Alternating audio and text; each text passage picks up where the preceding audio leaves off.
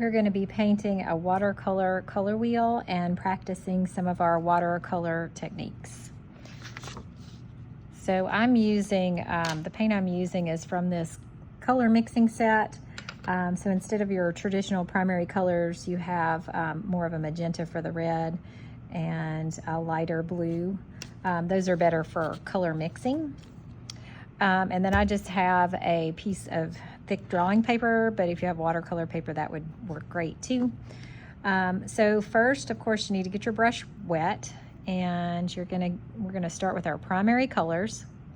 So our primary colors are red, yellow, and blue, and those are the colors that we have to have first. Primary means first.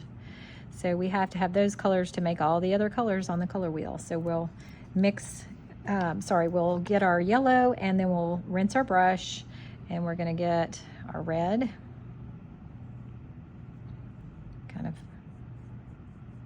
painting them in a triangle so we have plenty of room for our other colors. And our red. Remember to rinse your brush out in between each color. Okay, so in between two primary colors, you'll have your secondary colors. So in between yellow and red, you'll have orange, because yellow and red make orange. In between yellow and blue, you'll have green, because yellow and blue make green. And in between blue and red, you have purple or violet.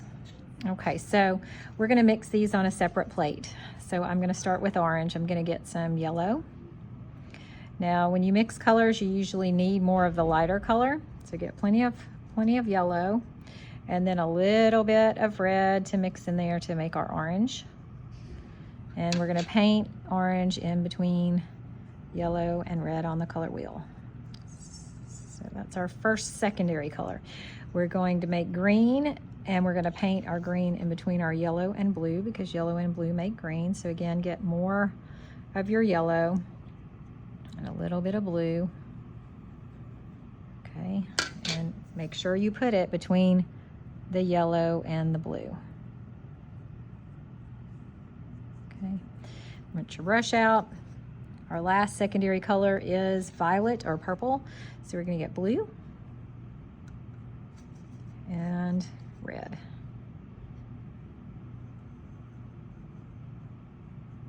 Okay, that's gonna go in between your red and your blue on your color wheel.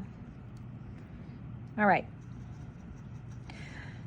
So the other colors on our color wheel, those are called intermediate or tertiary colors. They are colors that are in between a primary color and a secondary color. And we're gonna actually just mix these on our paper. So make sure your brush is clean. We're gonna mix a yellow orange in between our yellow and our orange, and I'm just gonna do little smaller circles for these. So I'm gonna paint my yellow on there. And then I'm gonna, so I've got my yellow and I need orange next. So I'm gonna get my orange out of the tray. So that's my yellow orange. Okay, in between my red and my orange, I have red orange. So I'm gonna get a little red and a little orange for my red orange. If you forget what colors to use, just look on either side of where you're painting and it'll tell you. It's one of the things we can use the color wheel for. So in between our yellow and our green, we have yellow green. So I'm gonna paint my yellow first, and then my green. In between blue and green, we have blue green. So paint your blue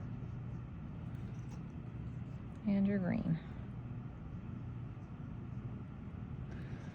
All right, between my red and my violet, I have red violet. So I'm gonna get my red first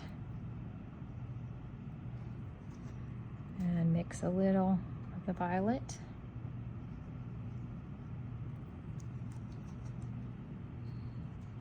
And in between my blue and my violet, I have blue violet. So I'm gonna paint my blue first and my violet.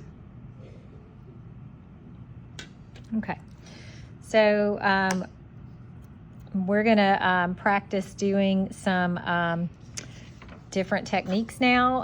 The first one is called a glaze, and that's when you have 2 layers of paint, but you're gonna let the first one dry before you paint the second one. So I am going to go ahead and paint that one. Hopefully it'll be dry by the time I get to where I need to paint the second one. So we're gonna paint the first one. We're gonna just leave it alone for a minute and come back to it later. Okay, so I'm gonna go ahead and write my names down here. So this is a glaze. And I'm gonna do a wash next. So a wash is when you actually just paint with plain water. Make sure your water's clean.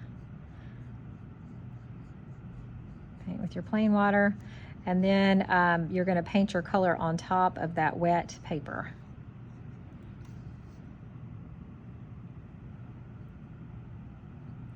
So, and it should spread out kind of on its own. So this is a really good thing to use if you're doing a big area that you want to be nice and smooth, like a big sky. So that's a wash. Okay, we're gonna do a resist next. So I'm gonna do that down here. A resist. So when you're making a resist, you're using 2 things that don't mix together. You can use crayons. Crayons have wax in them, and wax doesn't mix with water. Or you can use oil pastels, which have oil in them, and that also does not mix with water. So you're just going to draw something, and I'm using white. You could use a different color, but white's kind of cool because it's like a surprise. You don't know what it's going to look like until you paint over it. So I know I colored right here with my white crayon, so I'll just paint over that, and it should not stick to the parts that where you drew. Okay, so that's a resist. The last one is wet on wet. A wet on wet technique is when you're using 2 wet watercolors right next to each other or on top of each other, so they bleed together. Okay, so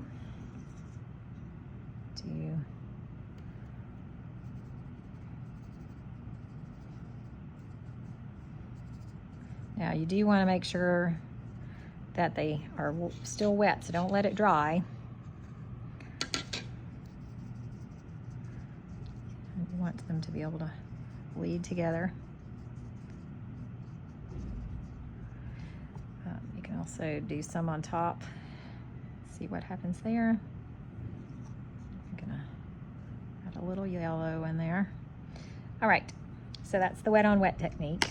So we're gonna come back to our, oh, by the way, if you don't want your colors to bleed together like this, you do need to make sure that one layer is completely dry.